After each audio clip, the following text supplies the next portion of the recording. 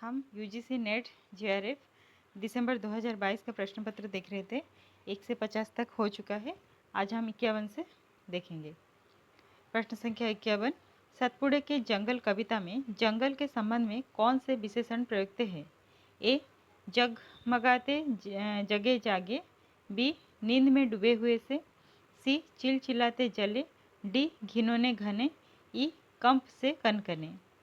तो इसका सही उत्तर है ऑप्शन डी, बी, डी और ई। बी, नींद में डूबे हुए से। डी, घिनौने घने। ई, कंप से कनकने। इसके अलावा और बहुत सारे विशेषण यहाँ पे प्रयुक्त हुए हैं, जैसे नींद में डूबे हुए से, घिनौने घने, कंप से कनकने, ऊँघते अनमने, कष्ट से ये सने, अजगरों से भरे, गति से परे, लताओं के बने।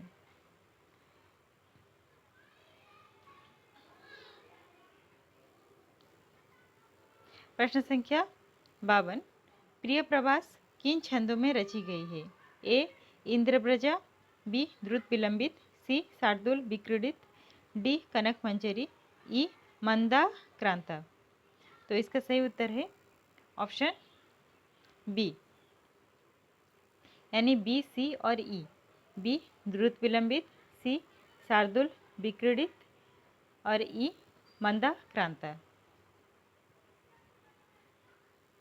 प्रश्न संख्या 53, भ्रमर गीत पदों में गोपियाँ उद्धव को इन वचनों से संबोधित करती है। ए, जोग सिखावत पांडे। बी, ज्ञान की महल। सी, मधुकर मधुमत बारे। डी, घोष बड़ो व्यापारी। ई, निर्गुण नदिया मादरी। तो इसका सही उत्तर है ऑप्शन सी, यानी ए, सी, डी। ए, जोग सिखावत पांडे। सी, मधुकर मधुमत बारे। उसके बाद डी, घोष बड़ो व्यापारी। प्रश्न संख्या 54, मेला आंचल की स्त्री पात्र है। ए, सुहागी। बी, फुलिया। सी, मनोरमा। डी, आभारानी। ई, मंगला देवी। ऑप्शन बी, ऑप्शन बी इसका सही उत्तर है। बी, डी और ई। बी, फुलिया। डी, आभारानी। ई, मंगला देवी।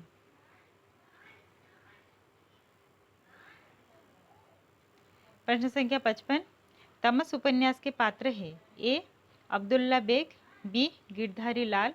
सी, हरनाम सिंह। डी, हयात वक्त। ई, देवदत्त। इसका सही उत्तर है सी, यानी सी, डी और ई। सी, हरनाम सिंह। डी, हयात वक्त। ई, देवदत्त। इसके अलावा यहाँ पे और तमस उपन्यास के पात्रों के नाम दिए गए हैं, इसको आप देख सकते हैं। प्रश्न संख्या 56, मानस का हंस उपन्यास की रचना में अमृतलाल नागर ने निम्न पुस्तकों से सहयोग लिया। ए, तुलसी काव्य मीमांसा। बी, तुलसी आधुनिक वातायन से। सी, लोकवादी तुलसीदास। डी, काशी का इतिहास। ई, अकबर। तो इसका सही उत्तर है डी, ए, डी, ई। ए, तुलसी काव्य मीमांसा।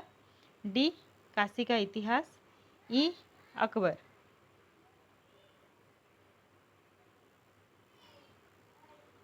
प्रश्न संख्या 57, तीसरी कसम कहानी के पात्र है।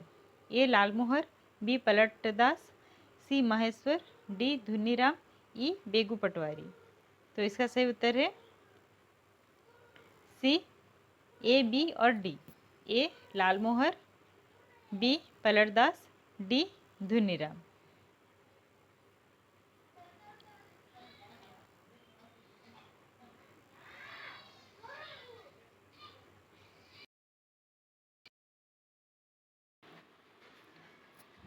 प्रश्न संख्या 58, गैंग्रीन कहानी के संदर्भ में विचार कीजिए। ए, इस कहानी में पिता पुत्र के संघर्ष का चित्रण किया गया है। इस कहानी में अज्ञेय को निम्न मध्यवर्गीय जीवन की विषमताओं को चित्रित करने में सफलता मिली है। सी, इस कहानी में अज्ञेय ने दाम्पत्य जीवन की सारहीनता और एक रास्ता को चित्रित किया है। डी, इस कहानी में पूर्वदीप्ति शैली का प्रयोग किया गया है।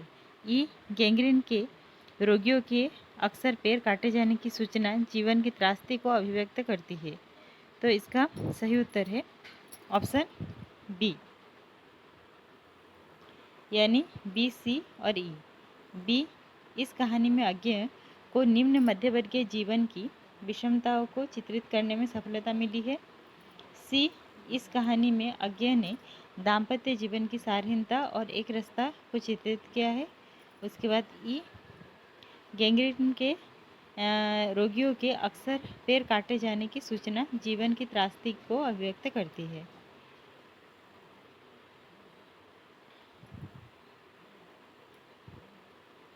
प्रश्न संख्या 59, आषाढ़ का एक दिन नाटक में मल्लिका के कथन कौन से हैं? ए, इस सौंदर्य के सामने जीवन की सब सुविधाएं है। बी, कोई भूमि ऐसी नहीं जिसके अंतर में कोमलता ना हो। सी, आज तक का जीवन किसी तरह बीता ही है, आगे का भी बीत जाएगा। ये अवसर देखने के लिए ही तो मैंने आज तक का जीवन जिया है। ई, ये प्रतिया मैंने उज्जैनी से आगे आने वाले व्यवसायियों से प्राप्त की है। तो इसका सही उत्तर है ऑप्शन बी, यानी बी, सी और ई।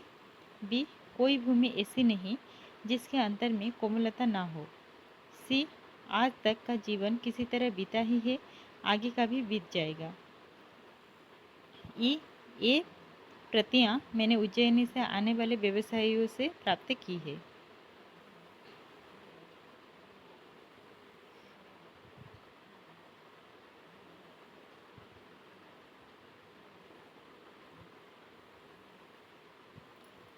प्रश्न संख्या 60, भारत दुर्दशा नाटक के संबंध में निम्नलिखित कथनों पर विचार कीजिए।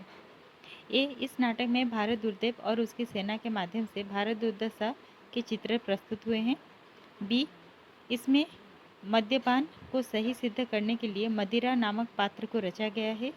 सी, भारत दुर्दशा नाटक भारतेंदु के व्यथित हृदय की अभिव्यक्ति है। डी, नाटक में प्रतीकात्मक पात्र रोग कहता है, निहच्चे भारत को अब नाश। ई, इस नाटक में भारतेंदु के देशभक्त और समाज सुधारक के रूप में दर्शन होते हैं। तो इसका सही उत्तर है ऑप्शन सी, यानी ए, सी और ई। ए, इस नाटक में भारत दुर्देव और उसकी सेना के माध्यम से भारत दुर्दशा के चित्र प्रस्तुत हुए हैं।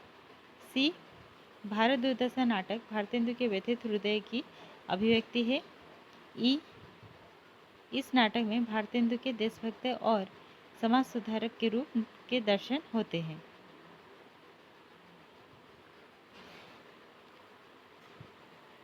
प्रश्न संख्या 61, अध्यापक पूर्ण सिंह से संबंधित निम्न कथनों पर विचार कीजिए। ए, हिंदी, पंजाबी और अंग्रेजी में लिखने वाले पूर्ण सिंह ने अंग्रेजी में सर्वाधिक लिखा है। बी, पूर्ण सिंह ने स्वामी राम तीर्थ की जीवनी 1924 में लिखी थी। सी, पूर्ण सिंह ने पारंपरिक भारतीय उदात्त जीवन मूल्यों को आधुनिक पाश्चात्य दर्शन एवं विज्ञान के आलोक में नया रूप देकर प्रस्तुत करना चाहते थे। डी, पूर्ण सिंह ने हिंदी में कुल 36 निबंध लिखे हैं। ई, पूर्ण सिंह ने हिंदी में स्वच्छंदतावादी कविताएं लिखी। तो इसका सही उत्तर है option A, B, C. A, B, C. A, Hindi, Punjabi और अंग्रेजी में लिखने वाले पूर्ण सिंह ने अंग्रेजी में सर्वाधिक लिखा है। बी, पूर्ण सिंह ने स्वामी राम तीर्थ की जीवनी 1924 में लिखी थी। सी, पूर्ण सिंह ने पारंपरिक भारतीय उदात्त जीवन मूल्यों को आधुनिक पाश्चात्य दर्शन एवं विज्ञान के आलोक में नया रूप देकर प्रस्तुत करना चाहते थे। प्रश्न संख्या 62, शिवशंभु की चिट्ठी से संबंधित निम्न कथनों पर विचार कीजिए। इसका सही उत्तर है option B,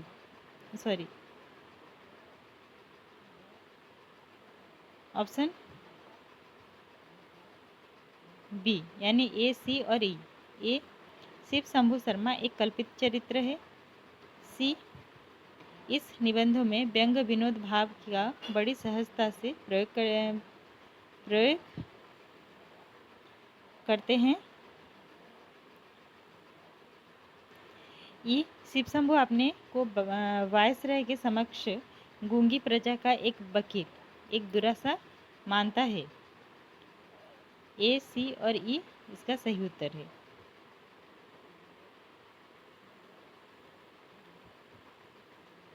option sorry question 63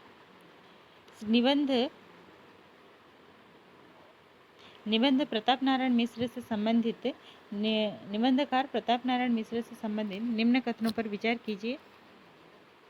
ए, प्रताप नारायण मिश्र को हिंदी का एडिसन कहा जाता है। ऑप्शन बी, उनके निबंधों में भाषा का स्वरूप अत्यंत औपचारिक है। सी, निबंध के क्षेत्र में उन्हें आत्मव्यंजक निबंधों का जन्मदाता माना जाता है। डी, उन्होंने बहुत से उड़िया निबंधों का हिंदी में अनुवाद किया। ई, उनके निबंधों में संस्कृत और उर्दू के शब्दों के साथ वैश्वारे की ग्रामीण कहावतों और शब्दों का भी प्रयोग मिलता है। तो इसका सही उत्तर है सी, ए, सी और सी, ए, सी और ई। प्रताप नारायण मिश्र को हिंदी का एडिसन कहा जाता है। सी, निबंध के क्षेत्र में उन्हें आत्मव्यंजक निबंधों का जन्मदाता माना जाता है। ई, उनके निबंधों में संस्कृत और उर्दू के शब्दों के साथ वैश्वारे की ग्रामीण कहावतों और शब्दों का भी प्रयोग मिलता है।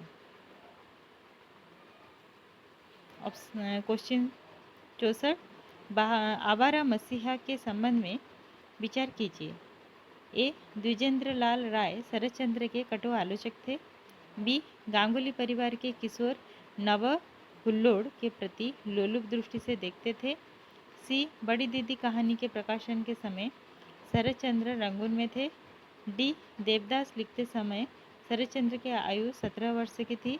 ई, शरतचंद्र ने दिया सलाई का कारखाना खोलने के लिए प्रमथनाथ भट्टाचार्य को रुपए दिए थे। तो इसका सही उत्तर है ऑप्शन सी, बी, सी और डी। बी, सी और डी। बी में गांगुली परिवार के किशोर नव हुल्लोड़ के प्रति लोलुप दृष्टि से देखते थे। सी, बड़ी दीदी कहानी के प्रकाशन के समय शरतचंद्र रंगून में थे। डी, देवदास लिखते समय शरतचंद्र की आयु 17 वर्ष की थी। प्रश्न संख्या 65 मुर्देह के संबंध में विचार कीजिए। ए, तुलसीराम के गांव का नाम 12 गावा है। बी, सरजू भैया गांव के चंद जिंदा दिल लोगों में से एक हैं। सी, बाबा हरदास ने तुलसीराम का नामकरण किया। डी, कोलकाता जाकर बलमू ने अपने नाम के आगे रविदास जोड़ लिया था। ई, बाबा को पाँव की चोट ने सक्रिय जीवन के लिए अक्षम कर दिया था। तो ये प्रश्न ड्रॉप हो गया था। तो आज हमने 51 से 65 तक प्रश्न को देखा। ये प्रश्न थोड़े बड़े थे, इसीलिए आगे के प्रश्न को हम नेक्स्ट वीडियो में देखेंगे। अगर पसंद आए तो लाइक शेयर और सब्सक्राइब जरूर कीजिएगा और नेक्स्ट वीडियो को जरूर देखिएगा।